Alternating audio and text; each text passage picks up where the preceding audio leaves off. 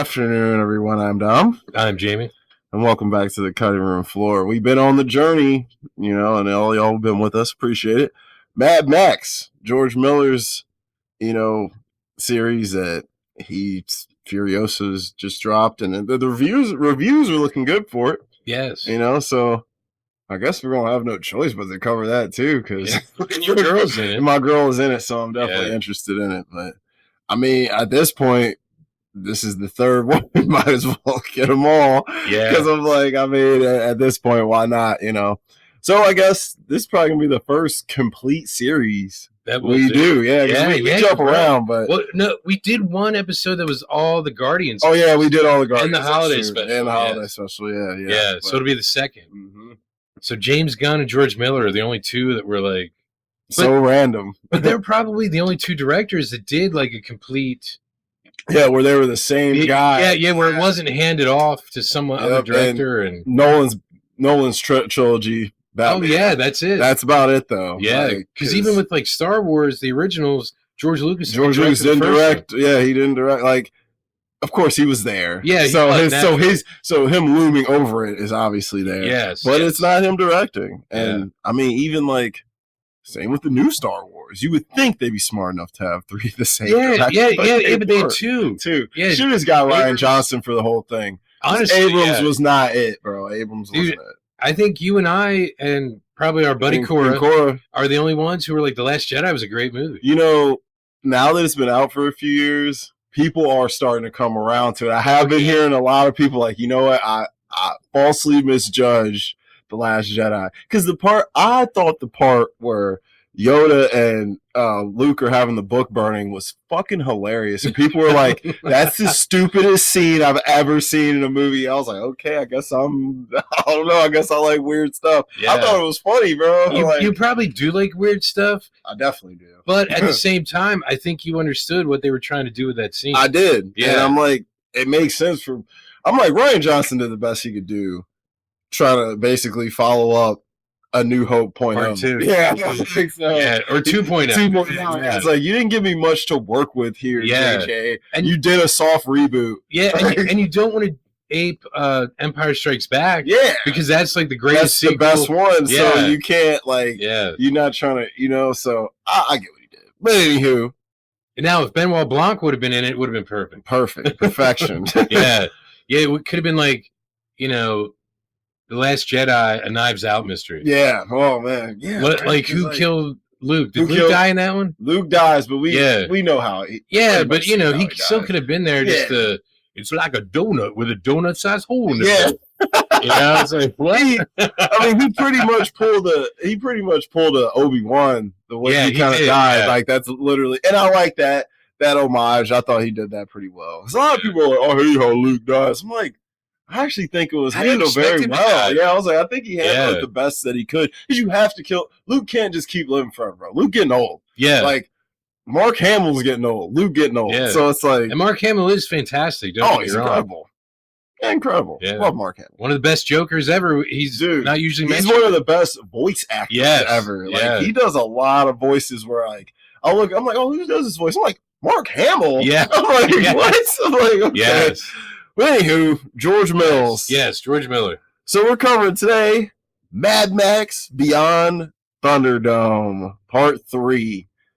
Rotten Tomatoes, 79%. IMDb, 6.2. Letterboxd, solid 3. Not too great on the IMDb and Letterboxd front. The 79 Tomatoes, I think that was pretty good for this movie. I guess I'll just, I'm usually pretty upfront right at the beginning how I felt about it. I didn't love this, guys. I didn't love this. As a follow-up to the Road Warrior, which I adored, it lacks. It's a letdown. Yeah, it is. And I knew it would be. But you also just recently figured out why, right? We were just talking about it before we started recording. Yeah. It was some pre-production that kind of gave me the answers why. And we were kind of just talking a little as to a lot of things why this movie might not hold up. One, it's co-directed. Yes, it's not just George. It's not just George Mills. And let me pull up who co-directed. I think it's another George. I think it was too. I was like, oh, look at this.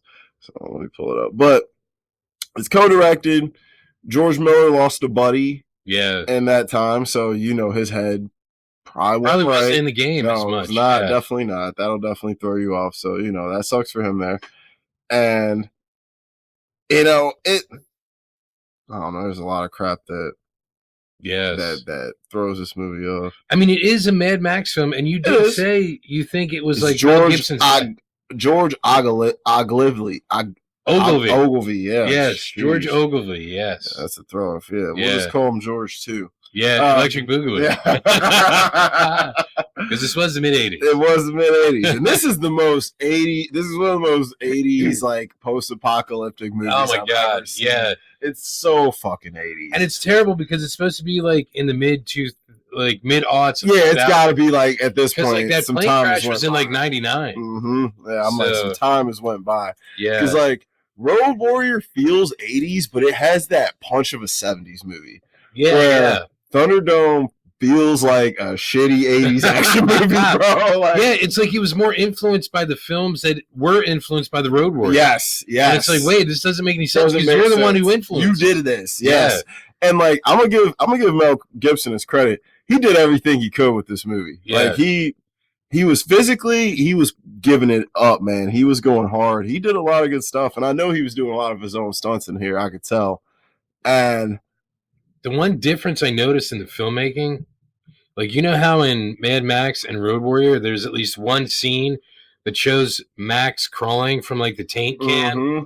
And it's like, in this film, it was the monkey walking through the desert. Had the taint butthole can on the monkey. I'm like, what is going on here? I was like, what? That's supposed to be Max. Yeah. We're supposed to be looking at Max's ass. It's not a Mad Max film. It's not crawling and... Why don't you go ahead and tell them what it's about? Okay. Go ahead. Well, it's a Mad Max film. And he does say his name once, although... He does, even though they call him the man with no name. Yeah, they do call him the man with no name, and Auntie calls him the Raggedy Man. The Raggedy Man. Mm-hmm. Yeah, but at one point, I forget if it's Master or something, and he's like, I am Max, is what he says. Mm-hmm. So it's the only time he says his name, though. Yep. Because the kids think he's like... Captain Walker. Captain Walker, that's what they call him. I'm like, that's what they should start calling me. Yeah, but, yeah, they should. That's what you're right. Yeah, I'm like, but that's okay. But yeah, I'm like, he says his name, yet they act like they don't know his name. But I'm like, so when he said it, like, I'm like, look, everyone knows this dude's name. We know his name is Max. Like, they've been calling him Max. They even said, she's like, he's like, my name's Max. I was a police officer. Yeah, like, he tells you who he was. Yeah. He said he was a police officer and a driver. Yeah. So I'm like, he kind of gave you a quick background of who he was. And you're acting like you don't know nothing about him. But whatever, go on. So it starts off like whatever vehicle he has now, because obviously the Pursuit Special was blown up in Road Warrior. He's like hauling it with camels because he has no gas. And, time has passed because his hair's longer. And he has like gray on both sides now, like Reed Richards from the Fantastic Four. Right. Real quick, we gotta talk about this wig. So I have it in What's Age the Worst. Yeah, it's bad. It like bro, it look like I said, it looks like a bunch of donated, really poor quality hair just glued together, and they just threw it on his head. What did I send to you? Like he looked like a Bon Jovi roadie. Yes. You know what I mean? That's what he looked like, bro. That's what this roadie. Movie's so 80s, right? It's like he definitely could have been setting up Motley Crue, Tommy Lee's drums. Yeah. And he probably was. Yeah. Like, But yeah, anyways, go on. I just had to bring that up. It is terrible, yeah. So he has his thing stolen. He gets knocked off his perch on the car from a guy who looks like the gyro captain from the Road Warrior, only a few years later, because he dresses nicer and he has a plane now. And he has He got a kid with him, yeah. So I guess he and that blonde hooked up. They hooked up, bro. And they have a kid now. Yep. So, and the kid looks like a cleaner version of the feral kid, though. He does. He does. Like a more cleaned up version of the feral kid. So he gets knocked off his stuff, and they take his stuff to Bartertown to sell it. And he follows them, finds boots because he was walking barefoot. Yep. Yeah, that's when he finds the whistle, which is very important. So he walks into Bartertown, and you can only get into Bartertown if you have something to trade. Got to barter. So the guy's like, what do you? He's like, I I got skills. I got skills. And the guy's like, the brothel is full. Yeah. Exactly what he says. He does, and I did laugh at that. Yeah. That did make me laugh. Yeah, I was like, wow. So but because he ends up like shooting the feathers off of some guy's headdress. Yeah, yo, So- he pulls the sword off pretty quick. Yeah, he That's why I does. was like, Mel Gibson was slick as hell in this movie. He pulls Yeah. the sword off, blows the weird dude's feathers off, and then quickly points the pistol Yeah. at the dude at the counter. Yeah. And he's like, they're like, okay, this motherfucker ain't playing around. yeah. So he's like, wait, you do have skills. So he takes him to Auntie Entity after a scene where he emptied, because no weapons allowed. Mm-hmm. So he gets rid of every gun he has, and it's something out of like the Naked Gun. Dude, he had, bro. Yo, he was on his Leslie, because, like, my man's had, like, bro, he had a tech bow on him. Yeah. He had a couple pistols, a sawn off. He had I'm like, Yeah, where and did they you just kept hold all coming. this? Yeah, they just kept coming. I'm like, what? I was the- like, dude, you'd weigh so much carrying all these and guns he's dressed on like a Tuscan Raider. Yes. So where is he hiding I was like, where is this coming from? But yeah, go ahead. So then he goes to Auntie Entity, who is Tina Turner, who runs the above ground portion of Bartertown. Mm-hmm. I don't know why I said Bordertown. That's not it. It's Bartertown. Yep. And she makes a deal with him to deal with Master Blaster, these two guys who run the underground. Yeah, the pig farm. Yeah, the pig farm, because they make the energy for Bartertown. Yep. Because, you know, she's showing Max underground, like with a reverse periscope. Yeah. And, you know, he's like, she says something about how it works. And he's watching like the pigs and they're shoveling the shit and everything. And he's like, bullshit. And she's like, no pig shit. Mm-hmm. And he's like, what? What? Because then even later on, one of my favorite lines, I'll get to it then. So he agrees, and he's like, well, how do you... he goes down there and works for like a day, because the guy trades him like 24 hours. Mm-hmm. Says he'll get everything he wants back. Real quick, though, you didn't say how Max beat the shit out of all these dudes. No, he did. He passed the test. Yeah, he passed the test. Yeah, so when he first got to everybody. Auntie, there was... all the dudes were like ready to take him out. Wait, hold on. You're right. When he first gets there, some dude is playing sax like Max's wife. He was, yeah. It was like that. Yo, I saw that. I was like, bro, probably gave him PTSD. Yeah, I wanted to know. I should have gone back and checked if it was the same song It might that have she been. was playing in Maybe Mad George Max. Miller just loves jazz. Yeah, the smooth jazz. Yeah, The like, Kenny G, Kenny baby. G, yeah. Kenny G blows. He was the man, bro. Yeah. He had the hair, everything, bro. My Yeah. grandma loved him. Anywho, But you know what? He would practice safe sax. he He would. this motherfucker. Because as far as I know, he never got a sexually transmitted disease. just know I hate this guy, guys. Just know that. My God, safe sex. This fucking guy. Anyway, go on. So he passed the test. Yeah. I did forget the test. Like her beefier minions, like kind of attack him, and he gets them all without weapons. Without weapons, goes hard. Yeah, and so that's when he does pass, and then they make the deal where if he agrees to kill Master Blaster, which is a huge dude with a miniature dude. Yeah, a miniature dude like on his back that like orders him around and boss him, but together they're like they run it. Tough. It's brains and brawn. Brains and brawn, exactly. Yeah, that's what it is. Yeah, so he goes down there to work to shovel shit. Shovel shit. Because and he says something to Master about the pig shit, and he's like, not shit, energy. And because the methane is what they're getting it from, and it answers a huge question, like how in a post-apocalyptic society would you run things? Yeah, would you get stuff? Yeah, where would you get energy from? Because I'm like, methane is a weird gas, but it's not good for the environment at all. No. It's very bad for the environment. Like, the underground, everyone there is probably sick as... Oh my God, they're going to all die by 50. Well, that's what the one guy said. So I'm here for a life sentence for like, because it said like pig killer on him. It was like branded on him. What you would think is like a cop killer. Yeah, you kind of. Yeah, so Max is pissed off. Yeah, right? He's an ex pig. He's like, really? Yeah. And he's like, well, I had to feed my kids. Mm-hmm. And it's like, wow, I guess you would do whatever. And he's like, it's a life sentence, but it's not that bad. Down here, it's only like 2 years. Yeah, I'm like, dude, all that. I'm only going to last 2 years. Oh my God, dude. Yeah. 2 years. Is That's insane to think, like, that guy was probably like 35 years old. Yeah. I'm going to live 2 more years. Like, I don't know. Max looked pretty old, but Mel Gibson was probably in his like mid-20s. He was probably like 27 or 8 at that point, maybe even a little bit younger. But he's looking like 45 or 50. He does, like, but he looked like that. He stayed looking like that kind of for a while. Yeah, like, because Mad Max, he's super young looking. Yeah, and then Road Warrior on, he's... as Road Warrior on, he pretty much looks the same all the way up until, like, the lethal weapon, like the late Lethal Weapon days. Really. Yeah. Like, I wonder if, like, George Miller beating the shit out of him outside, like Leone did with Clint Eastwood, like you pointed out. Mm-hmm. I wonder if that, like, kind of aged him a little bit prematurely. Maybe, bro. Maybe. Because, man, those outdoor scenes.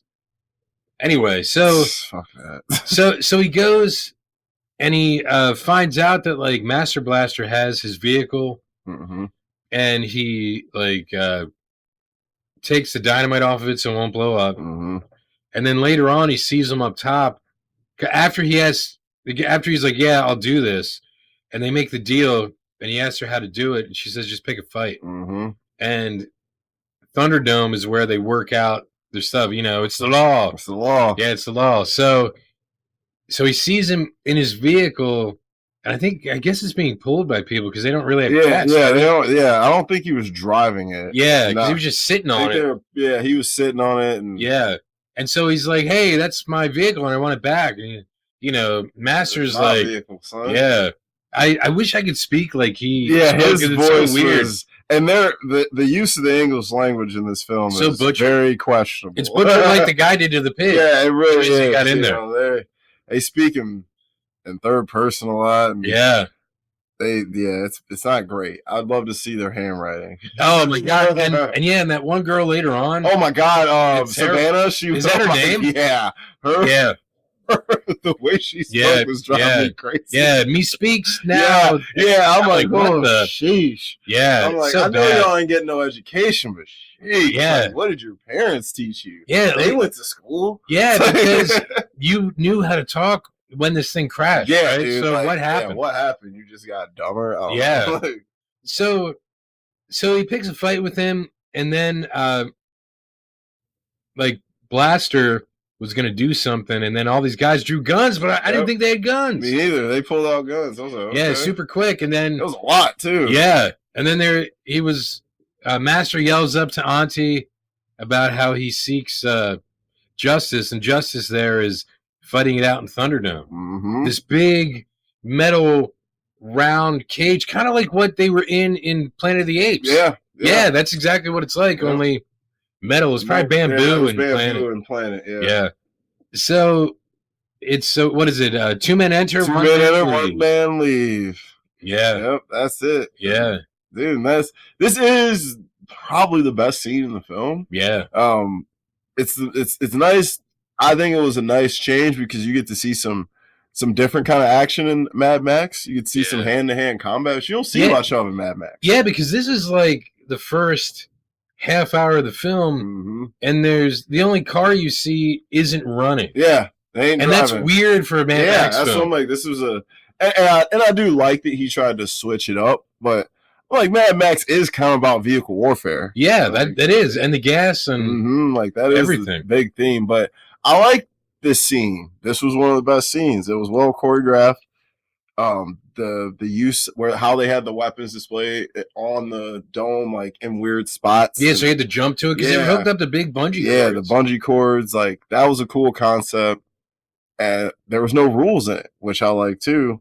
So they could do whatever. Like, you know, Max cuts down the bungee cord on Master or Blaster, which was smart. And Blaster has a huge metal helmet on, so he uses that, one, to cover his face, and two, I think it's what Master hooks onto to sit on his back. Yeah, it's definitely a combination of both because when you see his face, you're like, Yeah, and even Max was like, he's like, I didn't realize this wasn't part of the deal. Sloth from the Goonies in child form wasn't supposed to be here. Yeah, yeah. He looked like the guy that played Corky in the show Life Goes On in the late 80s. Never saw that. It was about a kid with Down syndrome going to high school, and like his family, well, like him going to like a normal high school. That's what the show was about.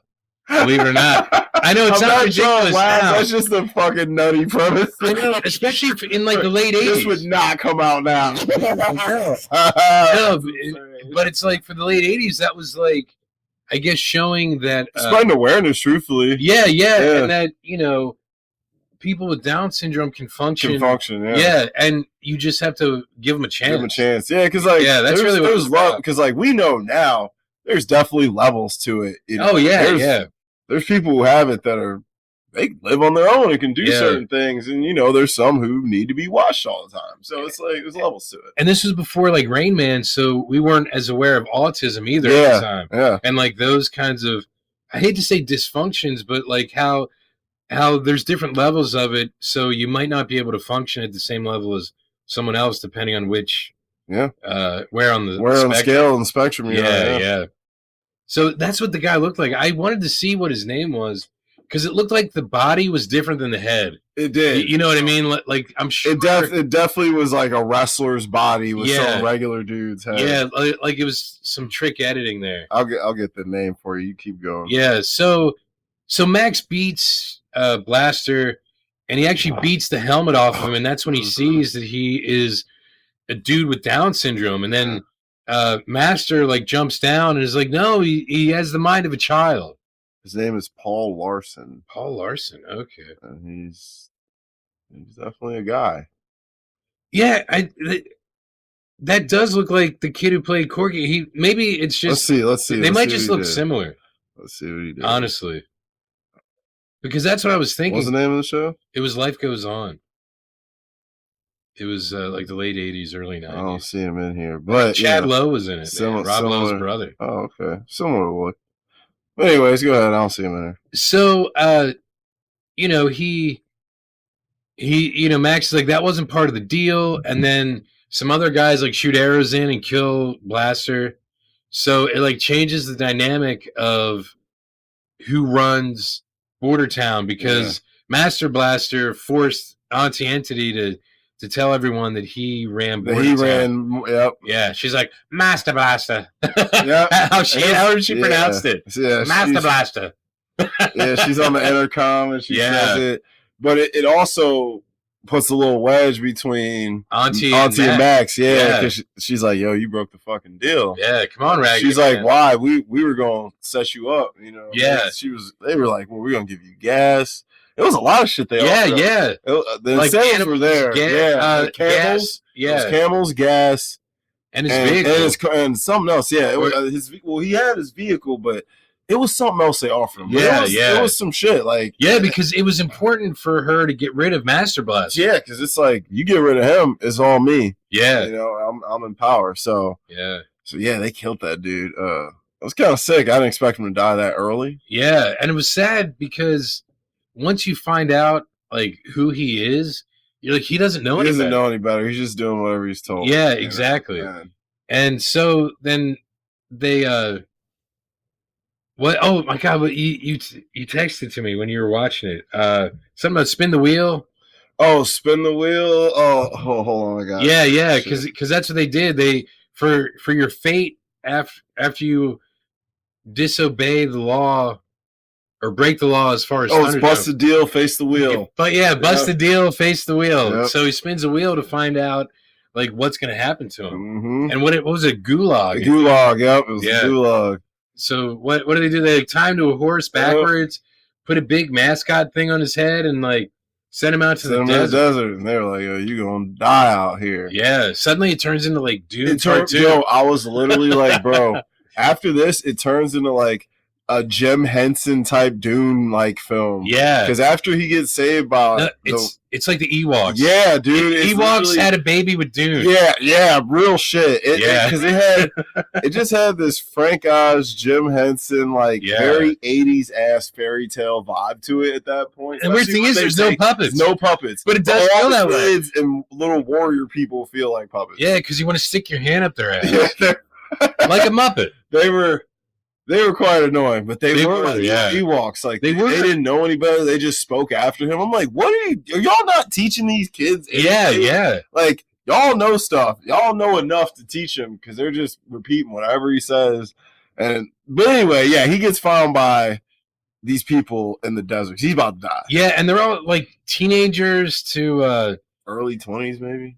Maybe because it's almost like young. Savannah was definitely a little bit older. She seemed to be, yes, yeah, because she was like their leader. Yeah, she was the leader. So she was probably like 21, maybe 20. And they'd been there maybe 5 or 6 years, it seemed. And they were the result of a plane crash. And their captain Dom Walker, I believe, had gone off to try to find help. And they had like a mural of him on these rocks, but he looked just like Max. Yeah, that's Captain Walker. He only looked like Max after they cut his hair. They're the ones who cut his hair. Like, which was the biggest favor they did this man. He looks so much better. Yeah, with short hair. After they cut his hair. Yeah, I was like, he was looking crazy. Which I know, I mean, I wouldn't care either. I wouldn't give a shit about my grooming if I'm alone all the time walking through the desert and trying to find gas. Like the last thing I'm worried about is my haircut. Yeah, exactly. Yeah, I can care. I'm glad if I got gas in the tank and food in the stomach.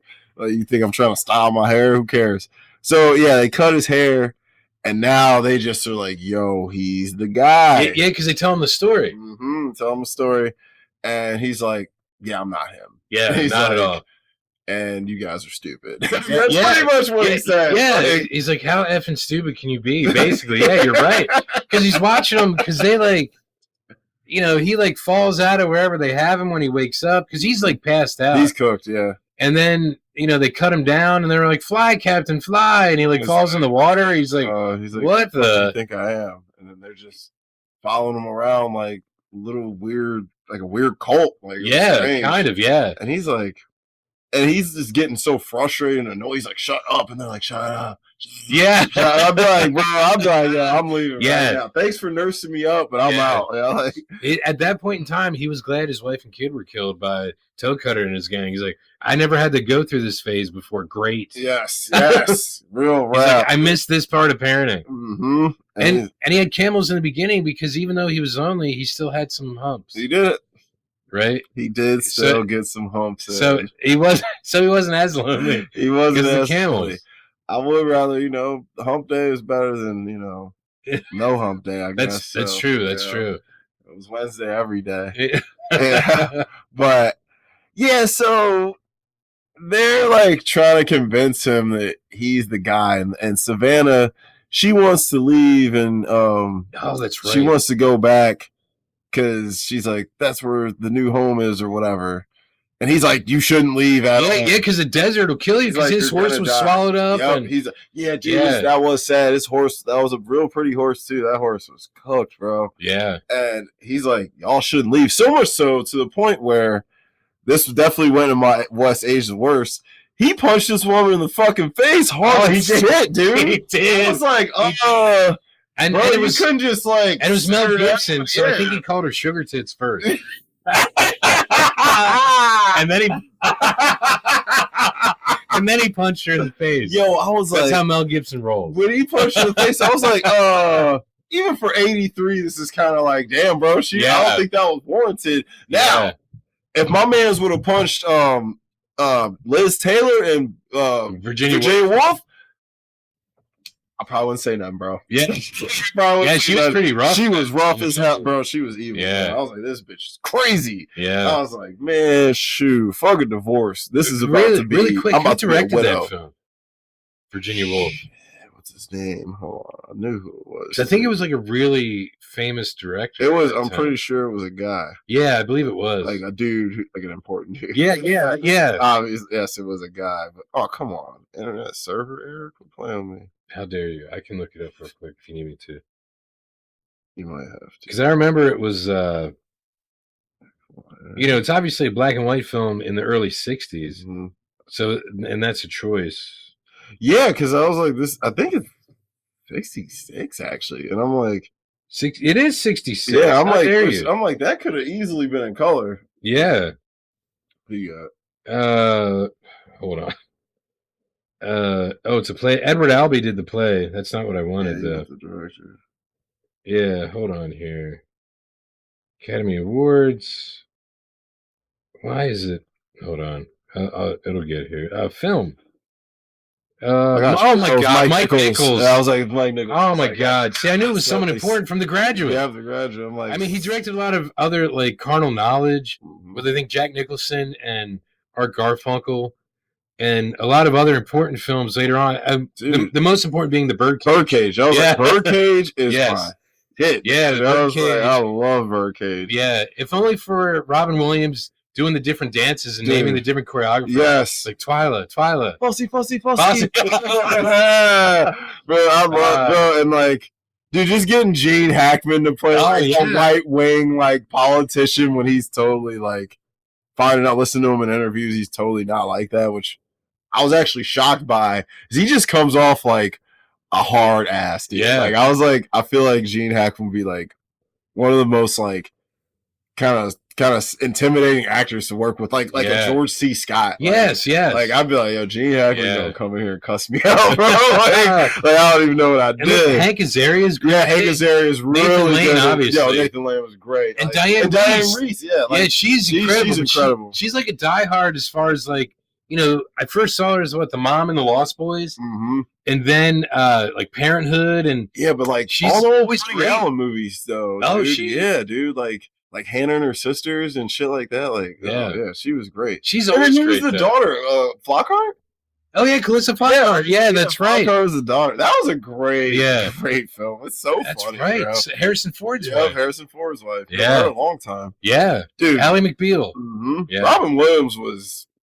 Dude, rest in peace. He was A1 in that. He was so good. He was just insane. But it's probably because of Mike Nichols. Yeah, he gonna bring it out. Yeah, I mean, shit. Robin Williams always brought it though. He did, but I think certain directors, because Mike Nichols started out, it was Nichols and May. He and Elaine May were a comedy team that they started like the Second City way back when with the first group of people, and then they went out on their own, and they were really famous. Even Elaine May is a famous writer and director in her own right, but like they influenced a lot of early 60s 70s American comedy just with their performances, their stage show and everything. And then he became a director, so did she, but like I'm sure Robin Williams was like, he was one of my heroes growing up. Sure, right? So he probably brought out comedy, yeah. So he had to impress, I'm sure, which isn't a bad thing, because Robin Williams just doing his thing is always good. Dude, he's goated. Yeah. Like, how many dudes can go do a funny ass stand up and then go win a Best Actor Oscar for a dramatic ass role? Like, come on. I mean, look, even what did he win for Good Will Hunting?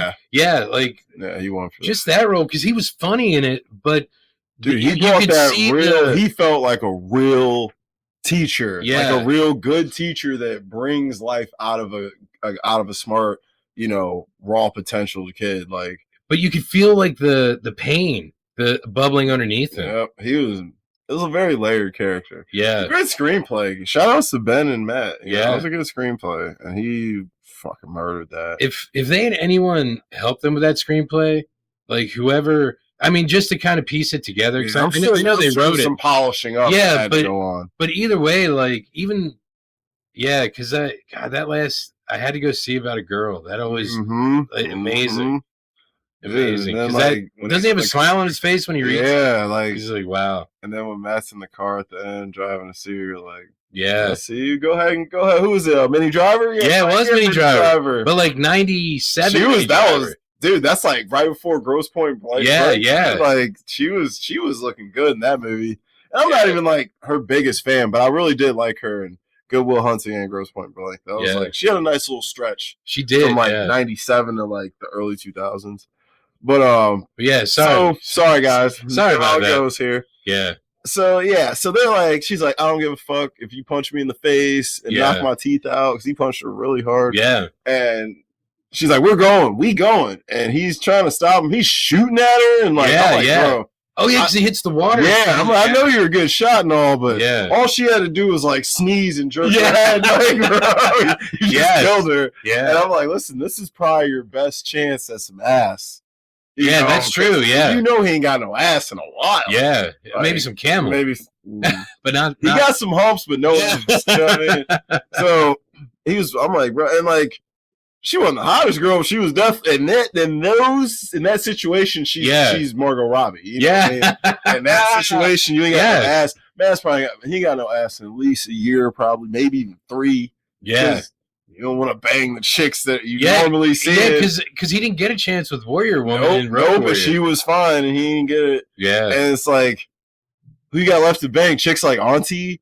She's crazy. I'm not banging her. Yeah, she's crazy, but. I mean, Tina Turner looked good. Yeah, you know what I'm saying? She looked great. Her body was crazy. Oh, man. I was like, she was like, what, late 40s in that? I don't know. She had to be at least 45. At least, and she did not look. She did not know. I don't think she ever looked anywhere near. Yeah, I was like, she aged very well. Like, her skin looked good. You know, she was in crazy shape. I was like, damn, she like Angela Bassett was perfect to play her, and What's Love Got to Do with It, because like, they do kind of have a similar like build, look, and they age similarly too. Like looking at Angela Bassett now, she's aging like Tina Turner did back then. So I'm like, but you know, Tina Turner was always in shape because of her performance. Yeah, I was like, I don't think she ever stopped. Nah, she had to. Dude, all that spinning around. Yeah, all like, dude, she had the Beyonce before Beyonce. Yeah, because her legs, man, dude, were. You could wrap me up in that. Like, I was like, eesh. And look, I honestly, rest in peace, Tina Turner, but probably even up until the end, she probably still the best. Dude, she's still, I'm like, bro. Even into her 80s. She had to be 80-something. Yeah, I was like, dude, at 80, you're like, man, you know, for 80-year-old, shit. Yeah. Anywho. But enough about Tina Turner and Jane Fonda. Yeah, well, dude. Don't even talk about Jane. Because I'm texting Cora last night, and I was like telling her about Virginia Woolf, because I was like, dude, this movie will frustrate you. And I'm like, then I was watching Don't Look Now. Oh yeah, Donald Sutherland. Yeah, and I'm like, I'm looking at Julie Christie, and I'm like, I wonder if Cora knows about Julie Christie. And I was like, hey, you know who Julie Christie is? And she was like, no. And then she was like, and then I was watching the movie, so I didn't like look at my phone. And she texted me back. She was like, I had to look her up. She was like, she was cute. She was like, not quite Jane Fonda, but definitely better than a lot of the rest. So I was like, she's somewhere in the middle of other old chicks and Jane Fonda. Yeah. But yeah, I'm like, Julie Christie was. I can't believe Donald Sutherland got that. Hey. Bro, he was so trippy back in the day. But you know what? I think after, like, because he was in, was it The Dirty Dozen he was in, or Kelly's Heroes? Could have been both. I think it was both of them, right? It could have been both. Yeah, those are like early. Mm-hmm. But look, after MASH, he took off. But like his charisma, I think that's definitely was getting the chicks. Yeah. Because he was not handsome. He was skinny. But his Hawkeye Pierce, man, was like, he was the man. Yeah, he was the man. Especially like, because he was tall, he had he just had a look to him and a vibe to him. And he had the personality. Yeah, and I think that's what it was. Like, he had the oh my god, I'm always casting him and stuff. Sam Rock? No, the tall one. I can't think of his name. Pete Davidson energy. Petey, yes. You know what I mean? Pete Davidson, hideous, but somehow baddies left and right. You know what? You're right. Yeah. He's probably the original. Yep, he hit her with the Pete. Because I'm watching the scene in that movie. I'm like, yo, hey. Apparently it was. I'm like, they looking close. I was like, dude. Wow. I was like, he really sucking on them things. I was like, they really. I'm like, bro, hey.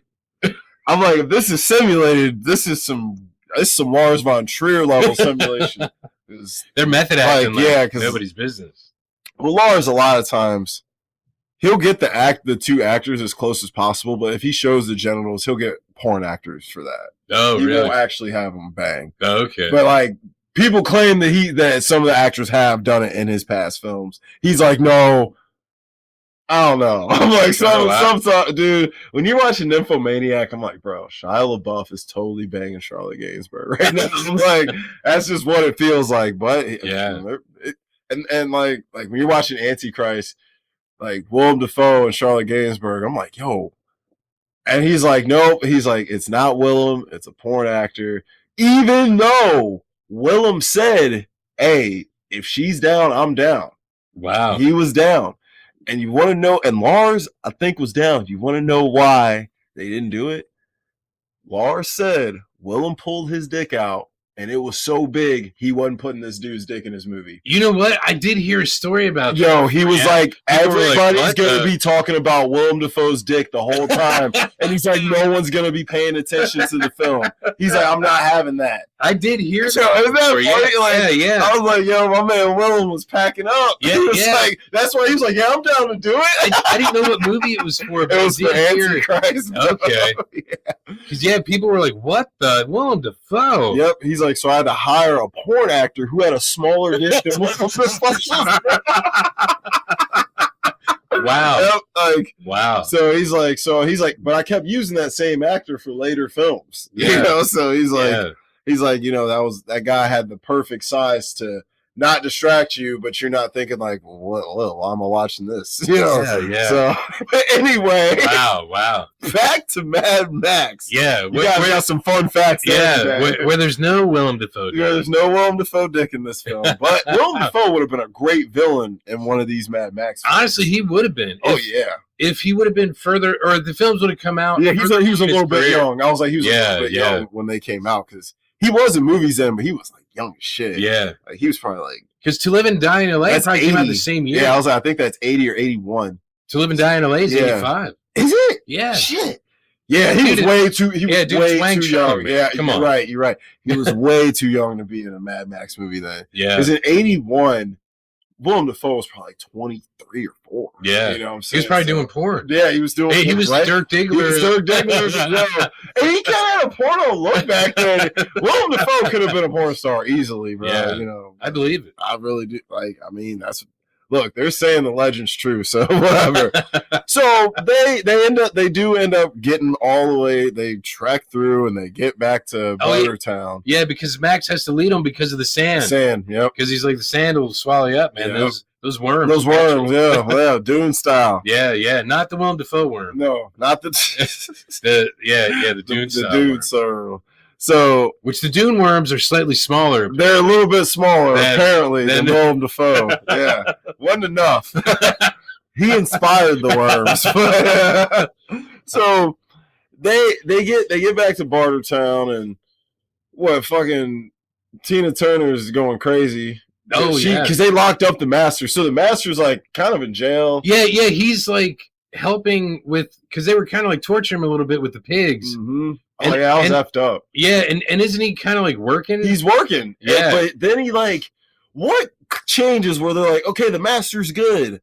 What is it like? I think it's I think he was part of the plan, because I was rewatching it even this morning, and I'm not even sure, because suddenly they're rescuing him. Yeah, and the other dudes. But I think because he would know how to energy. Yeah. Like, he has that knowledge. He does. I think that's what he knows. Yeah. But his like tune changes after Blaster dies. He lost it's almost like you lost your legs. Yeah. Because he was walking you around. And you don't know, it could have been his son. It could have been his kid. That's why I was like, because he wasn't like, well, he gotta go. He's like, no, don't hurt. He was very like, don't kill him. Yeah. Which I'm like, bro, you knew what it was, but you thought he wouldn't lose. Yeah, and that's the thing, he never lost. He never lost, and you didn't think he would lose. Yeah, because going back real quick, when they first say about Max and Blaster in Thunderdome, Master actually says about Blaster, he's like, 20 men go in, and only Blaster leaves. Yep, that's what he was saying. So you're right, he was very confident. He did not think he was going to lose, but once he did die, stuff like that changes you, bro. Oh, you know, it was a post-traumatic event for him. Like, it is what it is. He had probably the hardest fall in the whole movie. He really did, literally, because you lost your legs. Yeah, no. I mean, he could walk, but you're right,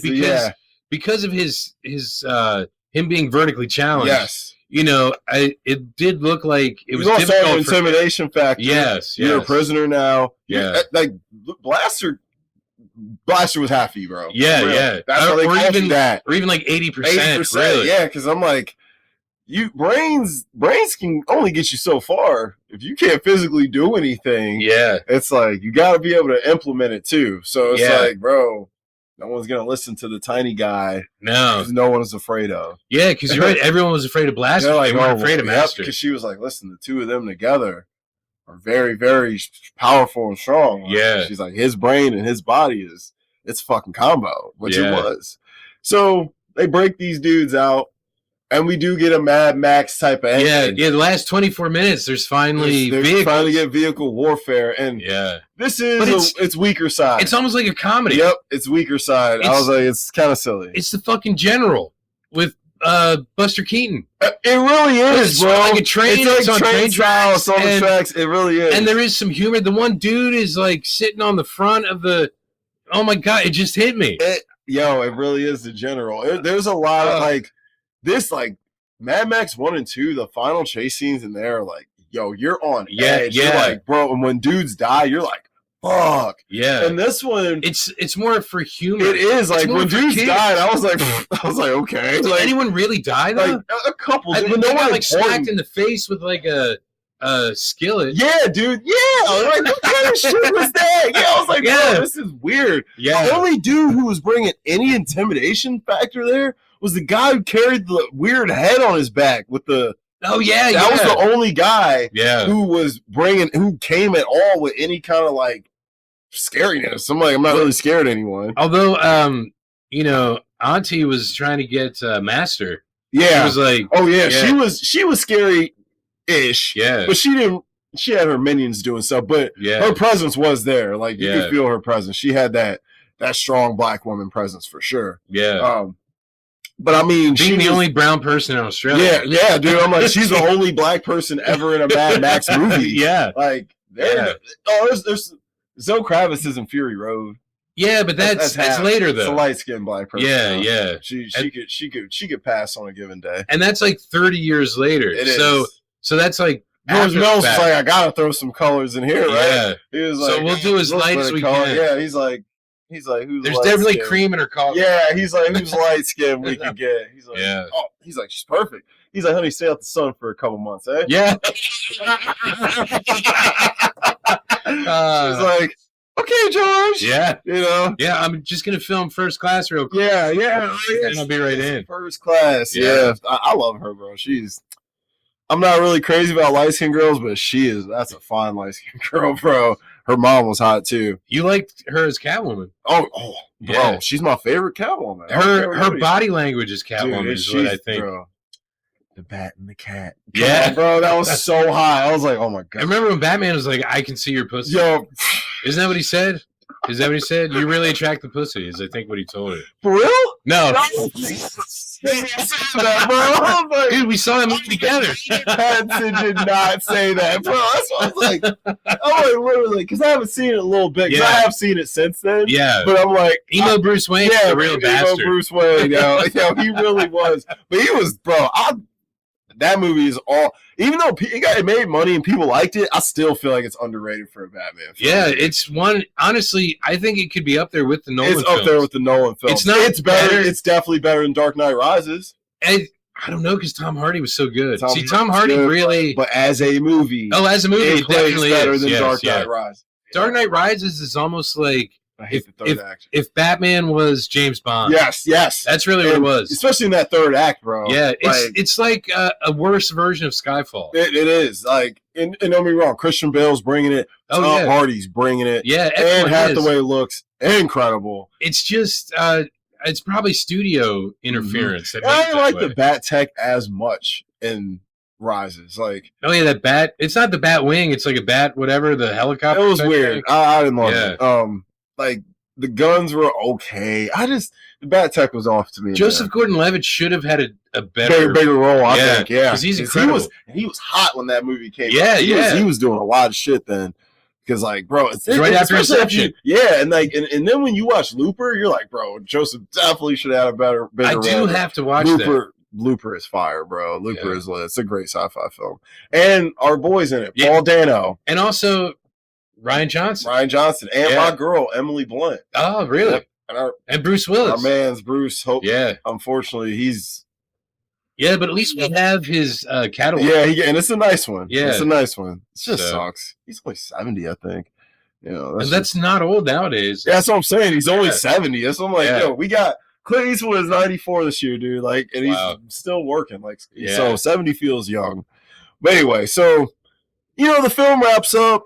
Yeah. After this weird, it's a weird scene. Yeah, they're on that train, the weird car train, and then it stops and it ends, and they just let each other go. Yeah. Ain't we a pair? Ain't we a pair? Ain't we a pair, Raggedy Man? Raggedy Man, ain't we a pair? And she's like, see ya. And he's like, see ya.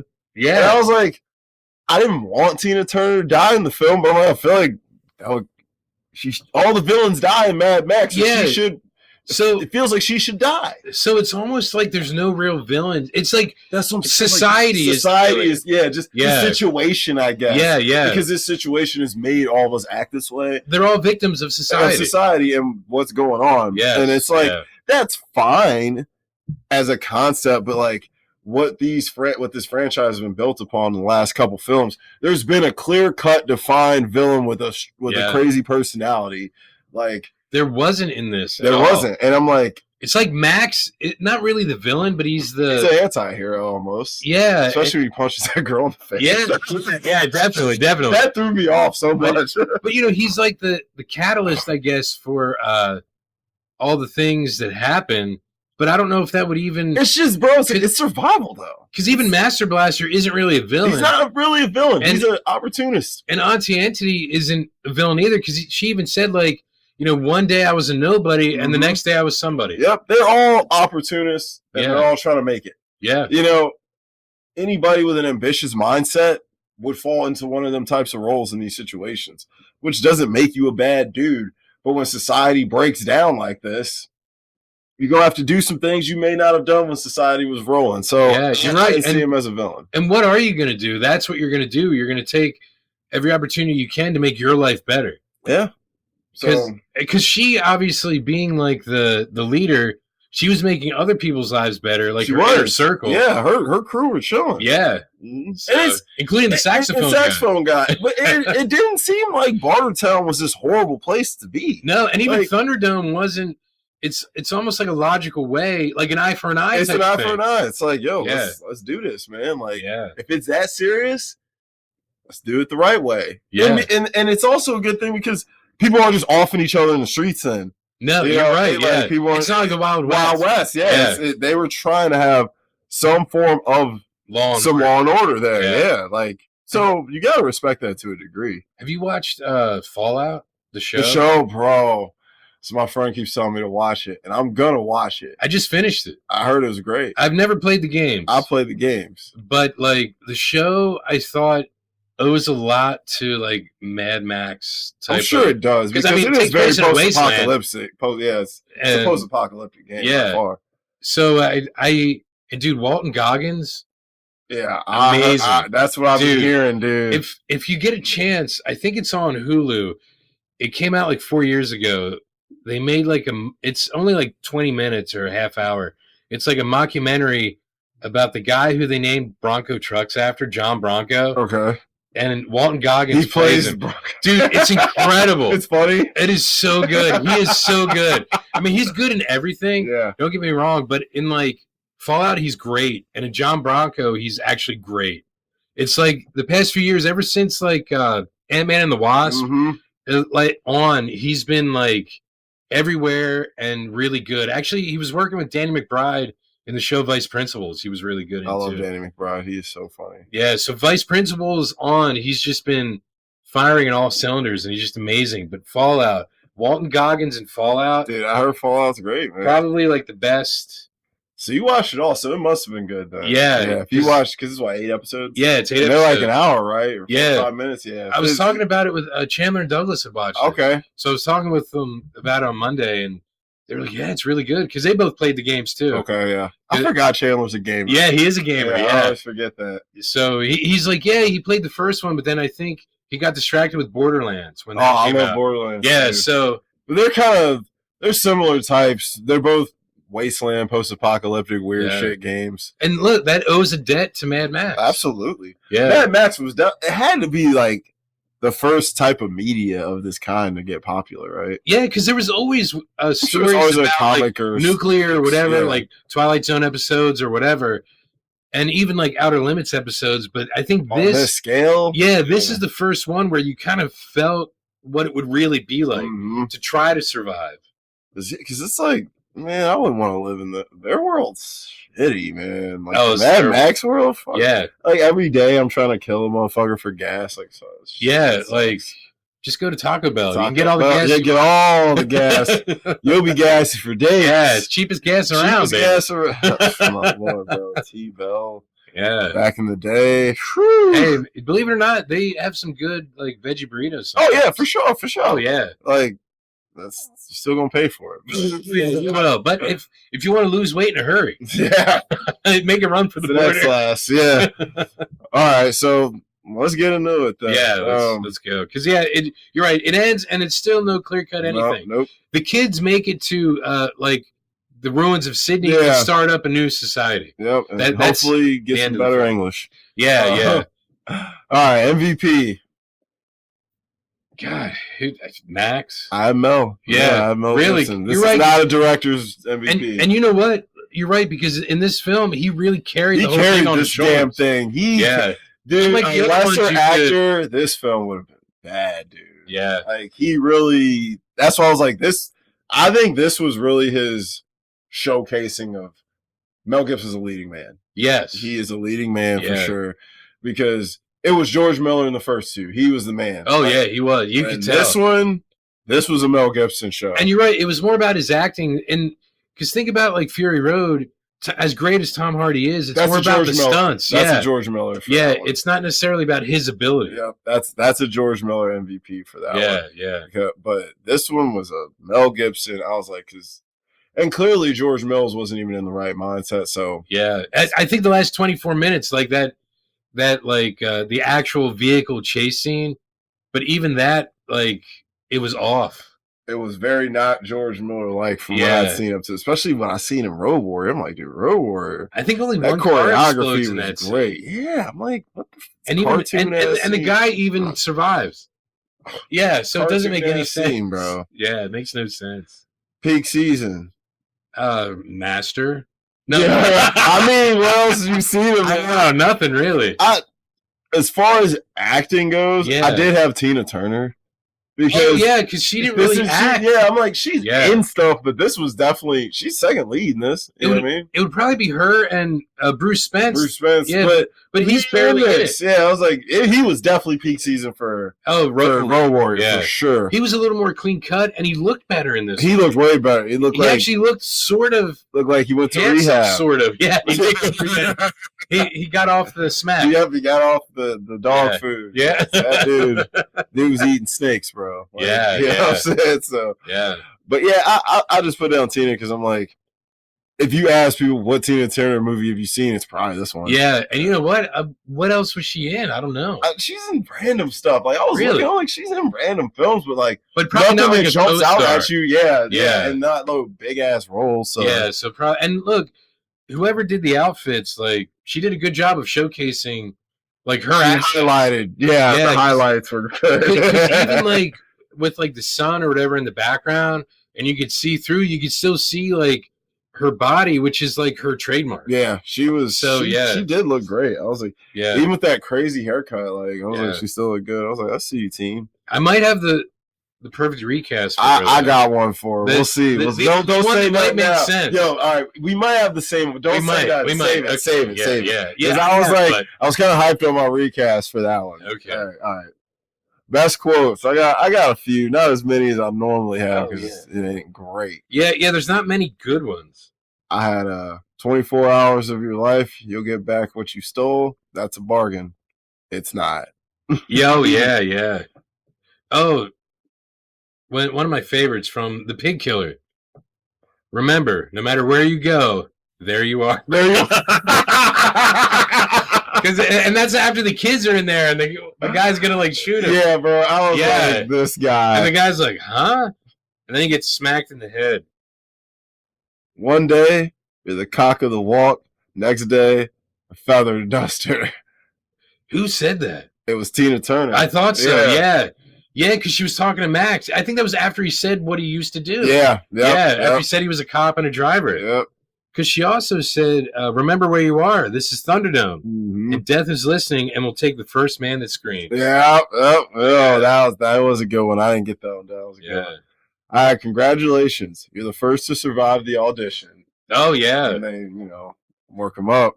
And then her again, she probably had the best lines. She had the best lines, for sure. Do you know who I was? Nobody. Except on the day after I was still alive. This nobody had a chance to be somebody. Yep, that was a good one, too. Yeah. And then, of course, her name is Savannah. Yeah. God. From this, I had bullshit, pig shit. Oh, yeah. Yep.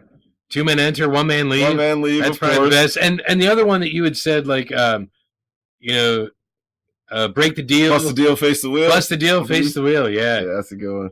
I had not shit, energy. Yeah. I was like, oh.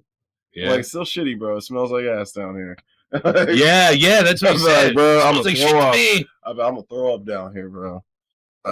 Oh yeah, how about Dr. Dealgood talking about Thunderdome when he's starting? He's like, Thunderdome's simple. Get to the weapons, use them any way you can. I know you won't break the rules because they're on there. Yeah, that was a good one too. And like, I guess at that point I was just getting real excited because I was like, "Ooh, they're about to fight." So I guess I didn't write it down, but I definitely that one stuck in my head, and I should have. That was a good one.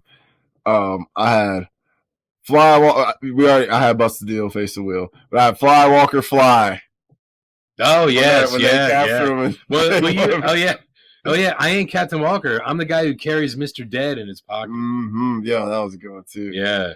So we're ready. Because is that what they called his gun? Mm-hmm. Yeah. We's ready. Now take us home. Notice I said We's.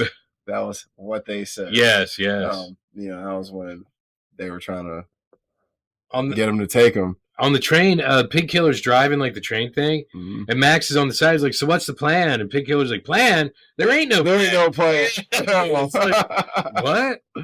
Yeah. Then I got one more. I said, "Ain't we a pair, Raggedy Man?" Yeah, Raggedy Man. I usually have way more quotes for films, but like, she says something after that. What is that? She says, "Goodbye, soldier." Goodbye, soldier. She does say that. Yeah, right after the Raggedy Man. Well, ain't we a pair, Raggedy Man? Ain't we a pair, Raggedy Man. Yeah, that's funny as hell. Oh, here we go, Master. These are witness, Auntie. Us suffer bad. Want justice. We want Thunderdome. Us suffer bad. Yeah, that's how they conjugate the terrible movie. Yeah. That was driving me nuts. Yeah, me too. Yeah, those are probably the best quotes. Really. Yeah. Because like we were saying, the Auntie had the best lines. For sure. But some of the time when she was in there, she wasn't talking. Yeah. Like one of her best scenes is like, going down into Thunderdome or to the platform. The entrance, the entrance she made. Yeah. Yeah. Or when she's like on the train part trying to get Master. A lot of her acting there was like aesthetics and physicality. Like she just looked good in that outfit. The looks like, and she's intimidating. Yeah, she is, because she ain't small. Bro. No, like Tina Turner ain't no small chick you about to just run up on. Yeah, and you're right. You said earlier, like she's a strong black woman, and that would be intimidating to everybody. Yeah, dude, especially in this times, like ain't no black chicks running shit around here. No. So if she got to the top, this bitch might be crazy. Yeah, you know what I'm saying? It's It's like I tell people, if you see a bunch of hood dudes and there's the one white guy in the crew, that's the craziest one of all of them. Watch out for him. Yeah, He'll first. Trust me. Wow. So I'm like, I always say, like, the token one out the crew might be the craziest one, because they're like, bro, to get accepted, you got to do some shit. Yeah, you're right. So what's aged the best? Speaking of Tina Turner, I had her looks. Yeah, really, because not necessarily today, because obviously she's not around, but like if someone had that look today, it wouldn't look bad. No, not at all. No. Not at all. Like muscular, thick build. Yeah. With the cool outfit, the cool hairstyle. It aged well. It's 80s as fuck, but it still looks cool today. Yeah, you can still make it work. Yeah, you look at it and you're like, this would be a dope Halloween costume. Yes. You know what yes. I mean? So, yeah, that worked. You had anything else for what's aged the best? That's the only thing I had. I don't even know because, like... Not a lot aged great. You know what I really liked in the film? My favorite thing was actually that mural on the rocks. Yeah. I thought that was actually kind of cool. Yeah. Because it showed, like, the kids on his arms and stuff. That was cool. And so maybe that aged the best because it's kind of artistic. It is, yeah. And maybe some of the costume design. I like the costume design in this more than the previous two. I will say that. No one had not much assless chaps. I wish Tina Turner would have had. Now she could have had. That would have been totally fun. Like we could have had a Janet Jackson type wardrobe. Yeah. Function. Why didn't Tina Turner dress like Wes? Yeah. or Weez. I don't know how you pronounce it. I think it was Wes. Yeah. She could have dressed like him. I would have been Wes. That would have been cool. Ass cheeks out. Yeah. Took the boyfriend shirt with the nipple. Yeah. Like come on. Their outfits. but then you would have known that whatever happened after Road Warrior because she would have gotten their outfits. Yeah, she would have. Yep. Like so it could have been within the timeline, and you could have been like, oh, piece it together, a little Easter egg. Yeah. So what's aged the worst? Well, I would say most of it, and I mean that like we were talking about like most of the whole fucking thing. Like even like that car chase. I'll put air quotes around it because it was slow as hell, and that's not a Mad Max thing. Not a Mad Max thing, and hardly any. There was no death. I don't believe at all. Probably because they were kids. They were kids, but still, like no one really died in this movie except fucking Blaster, and that was sad because he shouldn't have. Yeah, the one guy you know, like, oh man, I kind of don't want him to die now. Yeah, everyone else could have. Yeah, it probably wouldn't have mattered. But this guy, you realize, once you realize, you're like, there's no way he should have to go through this shit. Yeah, he's forced. Because he's a victim too. He's a victim, yeah. Yeah, so what's aged the worst? The treatment of mental handicaps. The music, too. The music is terrible compared to the other two. Oh, my God. The score is awful. Oh, you know why? I didn't even think about that. The other two were Brian May from Queen. The guitarist from Queen did the other soundtracks. This one is like, you're right, it's a total 80s film, and the music feels that way. Dude, I'm like, this movie feels 80s as fuck. And it's not even the Tina Turner songs. I mean, like, no, the music in the background. Fine. Yeah, the background song. Yeah, the background the score. The score was not there. Terrible. I had Mel's wig. Oh, you'd hate that. I hated it. What if that was his real hair? It definitely. I know it wasn't. What if it was? I'm like, damn, Mel. Like, let's get you some products or something. You know, like let's do something with that. But I'm like, hell, if you even grow your hair that nice, like, go you. But shit, like, you know, you can work with it. Yeah. In the time, but obviously it's gonna look shitty. He ain't got no hairstylist. Yeah. He can't go on Amazon and get the hot new product. No. Yeah, he's not getting like eco style. Yeah, he's not. Give me the olive oil one. The shit probably. He's like, bro, I wash my hair once a year. You know, he's like that. Yeah. And that's if he like pisses in it. Yeah, he's like, I ain't got no soap, so it's just water. Like, you know what I mean? I took a shower for the first time in 3 months. So I had the speech.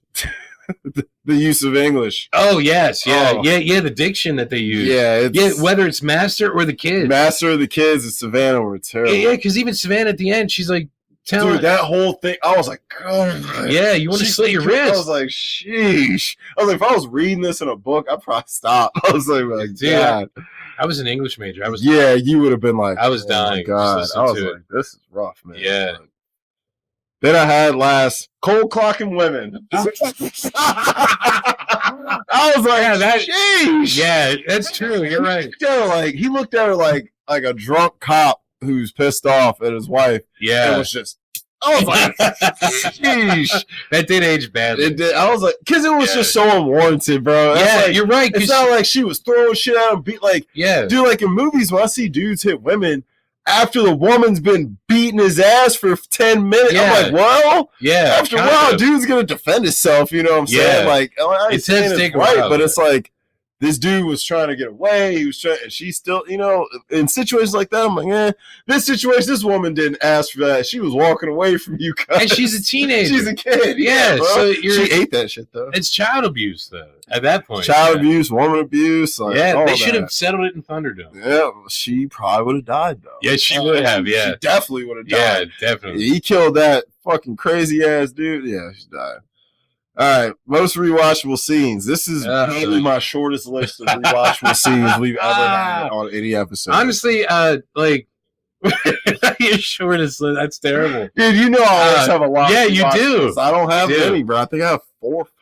When Max first meets Auntie, that's literally the first one I have. Yeah. That's a great one. The fight in the Thunderdome. Yeah, Thunderdome. That's the best scene. That's in the best film. scene in the whole movie. Yeah. I have Max trying to survive through the desert. Yeah, because it is reminiscent of Blondie. Yep. That's why I was like, oh man, he was watching Leone.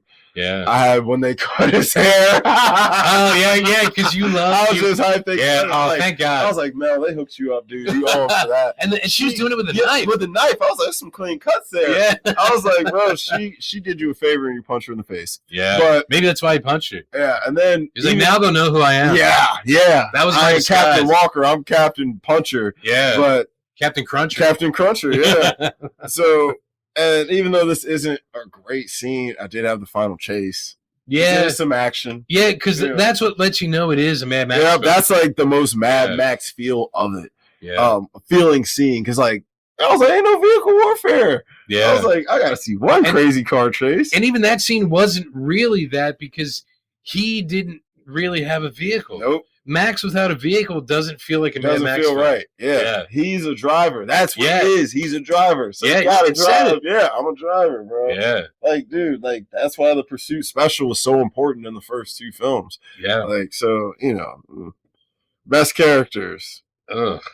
Max. That's Auntie. And you know what, Master. I think because he is important to the story. All right, so I did have 5 actually. Really? Max, the monkey, his pet monkey. You're right because he brings him water. Bro. You're right. Without him, Savannah. I guess she's not great, but her character isn't bad. Yeah, I will concede that she is important. She's important in context, and she's not annoying. Her speeches, but and she was, she wasn't ugly. No, and you're right, because she just wanted the best for everybody. For the village, or the kids, whatever. Yeah, I think they're called the Wanderers. Yeah, that's what they did, Wander. Yeah. Auntie and Master. Yeah. So, worst characters. I had Master Blaster. Oh, yes, you're right. Combo. Yeah, the combo, because you're right, because Master after I'm fine with them. Yeah. But them together suck. Yes, you're right. I did have Auntie in the worst, too. Yeah, because she is kind of bad. She is, but not to out the of necessity. Degree, yeah, not like the other villains in Mad Max. Yeah, she's like a necessary evil. Yes, I'm like, but she is, she willing to kill to get what she wants. So it's like, have someone kill do it for her. Yeah, she didn't worry about that. So I have Master Blaster, Auntie, and the dude with the head on his back. Oh yeah, because he was badass. he was crazy. He was the only one trying to. I was like, he was the only one trying to kill dudes and put dudes down. Everybody else was kind of just like, yeah. I'm like, man, the crews and the old man, dude, the littlest dude trying to slit your throat. Yeah, like, come on, man. So I read something, believe it or I watched something just really quick. It's about Road Warrior. Mm-hmm. Apparently, there's a theory, or originally, what was his name? Lord Humongous was supposed to be Goose, coming back. Oh, that would have been fun. Yeah, you could tell it wasn't. No, but Goose would have been a lot of steroids. Yeah, I'm like, damn, Goose. And he still would have been burnt to a crisp. Yeah. You know what I mean? but apparently that was the original intention. That would be cool. Had they not shown Goose die? Yeah, on some, but you didn't see it. Shit. Yeah, because remember I said he might be Fifi because we don't know what happened to him. Yeah, body type. Yeah. But I was like, oh, Goose, that would have been really interesting because then it would have been Max versus Goose, and it'd be like, bro, I'm fighting my brother. Yeah, that would have been fun. Yeah, that would have been real fun. Speaking of better characters in other films, Goose was awesome. Yeah, I think Mad Max 1 has some of the best characters outside the captain. Well, you really get invested. You do, like Toe Cutter and Goose, and like, yo, you get Toe Cutter is probably the best villain out of the whole fucking series. Oh without a doubt. Like, you actually like Toe Cutter. Like, in a weird way. You're like, dude, he has that charisma. Yeah. He brings a nice edge to the film. Yeah, doing like yoga and weird shit and dress style and the way he talks, and he don't like guns, and he's weird. Yeah. Nitpicks. Well, there's probably too many. I said too many. Yeah. Yeah, because like I spoke on a lot of them while we were talking. Yeah, and some of it's just like, honestly, I hate to say the direction because I know it's not all George Miller. It's not. That's what I'm like. I bet you George Miller Miller directed the Thunderdome scene and the chase. In the chase, yeah. I'm like, he probably did all the like fun shit in it. Yeah, but like, everything else is like, I know it's trying to be like more character driven. But they failed at it. Yeah, like, shit. Their film's about a character who drives. So should it be character driven? I don't know. It's got pacing issues in the second half, dude. Yeah. Like, after the desert scene, this shit paces weird. I was that movie could have been totally 10 minutes shorter. It could have easily been 10 to 15 minutes shorter. It's two totally different films. The first and the last. It's weird. It's strange. Like I said, the second half reminded me of a fantasy-ass 80s Jim Henson, Frank Oz type weird, but they just reminded me of like Battle for Endor. Yeah. It just reminded me of some weird, I don't know. All right, recasting couch. I only did 4. Who did you do? I did Max, Auntie, Master, and Blaster. Okay, so that's who we'll do. Who do you have for Max? I know we've been recasting Max past couple weeks. Yeah, I'm like, I'm like, I feel like I gotta just stick with who I've been going with. AG, Andrew Garth. What about Ryan Gosling? Ryan Gosling, we talked about him. We did. The first time. We said he'd be great. He would be great. And honestly, because I was just thinking of a driver. He might be better. Because he's got that stoicism to him that like Max has. Because I think of him always now, in spite of Ken and whatever else, I think of him as like K. Yeah. Because from Blade Runner. Drive. Yeah. Like, dude, he is quiet and crazy in that movie. I'm like, and that's how Max has to be. Yeah. I'm like, go ahead. Drive is fucking crazy. But yeah, I'm like, actually, Ryan Gosling would work. We found a lot of good matches. I know Andrew Garfield would be incredible. Yeah, it's just he would bring charisma to it. That would be nice. Yeah, because that's what Garfield has in spades. Charisma. Obviously, Gosling does as well. Mm-hmm. But it might be like, oh, it's Ryan Gosling as Mad Max instead of it's Mad Max. Yeah. All right. Liam Hemsworth might be pretty decent too. He'd be all right. He might be too tall. He's fucking huge. Yeah, I was like, that's the only problem. He's big. Yeah. I like RG. Yeah. I do like RG a lot for. He'd be perfect.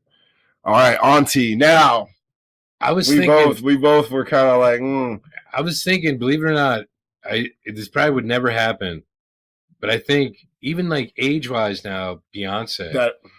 Is that that is who I had? That's the only. I was like, that is who I had. I was like, Beyonce would have to play this body, the body type, age, like you said, age. She's about how old Tina? Maybe a little bit younger, but not much. Not much. A couple years, maybe. Yeah. I was like, she's around Tina Turner's age when she did that movie. Yeah. Beyonce's beautiful. Body's insane. Yeah. She looks good in crazy ass outfits. Yeah. So and it's like she's not a bad actress. I don't love her. Like.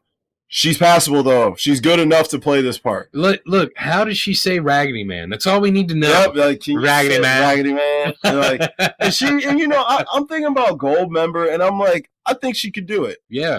Like, is she great in that movie? No, but she's got a physical nature to her that will really work well for this film. Because that bitch can move, bro. Yeah, and that's Beyonce's really what Auntie is. Performer. Yeah, she's like. Tina Turner's playing this part like a musical performance in a weird way. Yeah. And I think if Beyonce did that same thing, she'd be perfect. You know what? Now that you mention it, the cadence of her voice makes more sense. I'm like, her voice would be right. Like, because I'm thinking about Goldmember. I'm like, she might have been watching Tina Turner. Yeah. Like, channeling some of that. Because I'm like, that is exactly what came out. I was like, if we want to stick with a musician, that's who. Yeah, that's what I was thinking. And I'm like, she's honestly better than any of the regular black actresses I was thinking of. Yeah, because I was like, the look is just there. Because you got to think who would look even in that exact same outfit. Beyonce would look great. Yeah. So I'm like, look, I know a lot of people have however they feel about Beyonce. I'm not her biggest fan. I do love this fucking country album. You do. You've been talking about it. Not lie. I've been banging that shit for the last 2 months, but. I'm not her biggest fan. Like, there's other pop stars I like more, but Beyonce is fucking talented and she's gorgeous. So, like, what can I say? She's not my type of girl. Like, I wouldn't, if I saw Beyonce out, I wouldn't go spit game to her. But I can look at her and be like, wow, that's a pretty ass chick. You know what I'm saying? Yeah. Like, I'm not, she ain't my flavor. She, you know, y'all know I like my chicks weird and trippy. You know, like, I like them weird. I like the weirdest ladies, you know. So Beyonce is far too conventionally attractive for me. But you know, but I do like Jane. I don't think anyone could deny that Jane at 65 was not like one of the hottest women in the world. I don't think that's deniable. But so Master, I picked someone and I think they're dead now. I'm thinking about it. What, Vern Troyer? Yeah, that's who I said. Yeah, I think he is. He's that's dead, the right? I can think yeah, of. right. I'm like, he's dead, right? You know what? He's in the new Toxic Avengers remake. He was in Days of Future Past. Oh, Peter Dinklage? Yeah, Peter Dinklage. Oh, I didn't even think about him at the time. He's great. Yeah, he's like really good. He can do anything. Actually, that's who we gotta go. Yeah, with, Peter Dinklage. Yeah, because Vern, he looks like Master with the shaved head and everything. I was like, and like when I just looked at this, I was like, yo, I think this motherfucker's dead. Because even like Warwick Davis might be pretty good. What was he in? Willow. Oh, okay. And he was an Ewok. Yeah, he was. Yeah, he would have been good. You know, because he's still around. Because he was in like the Harry Potter movies, doing like goblins and whatever else. Yeah, that'll work. I do like Dinklage though. Yeah, Dinklage, believe it or not, I think he's just a better actor. He's a better actor. I was like, he's actually no offense really to good. Warwick Davis, but I think Peter Dinklage. There's a reason Dinklage gets a lot of roles with him as him. Yeah, and you're like, hey, it's Peter Dinklage, not some mythical weird ass little creature. Yeah, not like, hey, it's Willow. Yeah, like this is Peter Dinklage. This is a guy. And for Blaster, I just said insert white wrestler. You know what? Yeah, you're probably right. Like, because you know what? Who might be really good, but then they'd have to like redo his face for like the other scene. Alan Richson, the guy who plays Reacher on Amazon, because he has a huge, he's fucking huge, bro. That dude is huge. He played Aquaman in Smallville and Hawk in the Titans show. He's incredible. I just watched him in a movie. I forgot what fucking movie it was, but I never watched him before because I didn't watch Reacher, but I've seen a lot of trailers and shit, and I'm like, yo, this guy is fucking yoked, bro. Believe it or not, he's been acting for, I'm like, he's been in the game, but I recently saw something he was in. I liked him a lot. I was like, this guy can act. I'm just glad, he's getting props after like 20 years. Dude, it's like, I feel like men, like, they in acting, like they're shy till they're like 40 something, bro. As I'm like, most of the best male actors right now are like mid 40s, 50s. Like, those are the top dogs. And think about Bob Odenkirk. No one knew who he was until like almost 30 years into his career. My man literally was like 48 when he started getting like recognition. He had to be late 40s when Breaking Bad started, because he's like 60 now, right? Yeah, because he started as a writer on SNL in the late 80s. Yeah, and then right out of college. Mr. Show, man. Yeah. My favorite. Yeah, Mr. Show. That's funny. One of my favorites. That shit is funny, yo. Yeah, I'm like, and he's funny as hell. Like, but a lot of guys don't get their shine till late. But that guy from Reacher dude is huge. Alan Richardson, man. I think as far as like the physicality you would need for Blaster. Yeah. And you just gotta get a face double because obviously he's far too handsome. He is. Dude, yeah, he is. Like, they're not going to be like, kill this motherfucker. He's still like, kill him. I hate this guy. Honestly, if he was a little shorter and not as beefy, he'd be a great Max. He would. Yeah, he would. Because he's too pretty. He might. I gotta put a beard on him. Yeah, maybe. He can't rock the clean shave. He'll look too classic. He was really good in Titans. Like the way that they wrote his character Hawk is like damaged. He was really good. I liked him. Yeah. Unanswerable questions. I had 3. Oh, where did Auntie go? That's probably back to Bartertown to rule. Yeah, I guess so. I would think. Where did Max go? That was my... Yeah, because after that, they just left him in the desert again. He doesn't have a car. He doesn't have camels. Where does Max go? He got the shit end of the stick. He got the real shit end. He got the pig shit end of the stick. Yes, because I'm like, at least in 2, he came out. Yeah. Like, this one, he didn't come out. Shit, man. This is all for nothing. Yeah, I mean, he helped start a society again in like rundown buildings. Because that's where the kids went, and that's where they're talking and telling the story of him later. But it's like, I don't want to be a legend. I want to be somebody with place to stay, some gas, food. I don't want to be known as this awesome warrior who's out starving to death somewhere. Yeah, Where does that get you? Yeah, nowhere. And dead. Both films are like different societies telling stories about him. I like this society. Man, I have one more. Okay, and I think we answered it though, but I'm gonna go ahead and say it. Why is this movie not good? I think we figured it out though. I think we made it an answerable question. Why is it not good? I'm putting a lot of it, like, no offense to George #2, but if this was just a healthy George Miller mind by himself, this movie would be 10 times better. I just feel like it would. Yeah, he was mourning his friends. Yeah, that's what I'm like, a healthy mental state. I'm assuming, like, Byron Kennedy probably had a lot to do with probably like all the stunts and everything in the other films. And that could be why this one is more subdued and it's only a small fraction instead of like the entire film. And it's longer than the other ones. It is. like I think it's like 10 or 12 minutes, which is crazy. Yeah. But Fury Road seems like it's a better homage to what Byron Kennedy helped start than Thunderdome. I'll definitely say, like, because I'm about to rewatch Fury Road next week, but I'll definitely say it's better than this. Yeah. Prop you want from the movie? Gosh, you know what? I want those rocks with that painting on. Yeah, to set them up. Yeah, honestly. I said I want the head that's on that guy's back. Oh, yeah. It's like a bobblehead. Yeah, it's too. Yeah, he's got the hair on it. Yeah, it's just weird. I'm like, why does he have this? I was like, that's what I take. Yeah, because in this film, ain't no cool cars or nothing like that, bro. Ain't no like. Well, I'm gonna take Tina Turner's outfit. Like, I ain't gonna wear it. Yeah, like, you know no. What I'm saying? So, like, I'm like, give me that dude's head. I'll fucking put it on my wall. What about Max's wig? I'll take that hair. I can burn it. I'm like, I'll glue it to my chest somehow. Make myself look like I'm a hairy guy. I'm like, jeez. Wow. So that's we gotta grade it. Yeah, we made it beyond Thunderdome. We made it beyond Thunderdome. We did, and I guess that's the point of the title, right? Like, because once he gets in Thunderdome, because of the title, you know something's going to happen after. Yeah, you know it's sort of like the Silence of the Lambs. Once she talks about her dream in the movie, you realize what the title means. Yep. Like, oh, I see where this might go. Yes. And then, then the sequels just get disgusting. Oh, it's terrible. Hannibal, so gross. Gary Oldman's face, Anywho, all right. So wasn't Ray Liotta in that? The Hannibal? Yeah. He wasn't watching helicopters. He wasn't watching. That's my favorite thing that you do, by the way, your impression. Is he in Red Dress? Looking at helicopters. That's one of my favorite scenes. I know. I just love seeing you do it. It's just so funny. Like, dude, his brother, like, come on. Oh, yeah. Like, let's see. He is in that. Yeah, he's in it. I thought so. I thought he's the guy that he has him eat his own brain or something. That's right, yep. Julianne Moore's in it. Your girl as Clarice. Yep. She turned down something really good to play this role, and I think she regretted it. I forgot what movie it was. Well, Ridley Scott directed Hannibal, didn't he? Did he? I think he did. Because it was right around the time that Gladiator came out. Because Ridley Scott was doing like 2 movies a year, I think. He was working hard as fuck. Yeah, he did direct it. Crazy.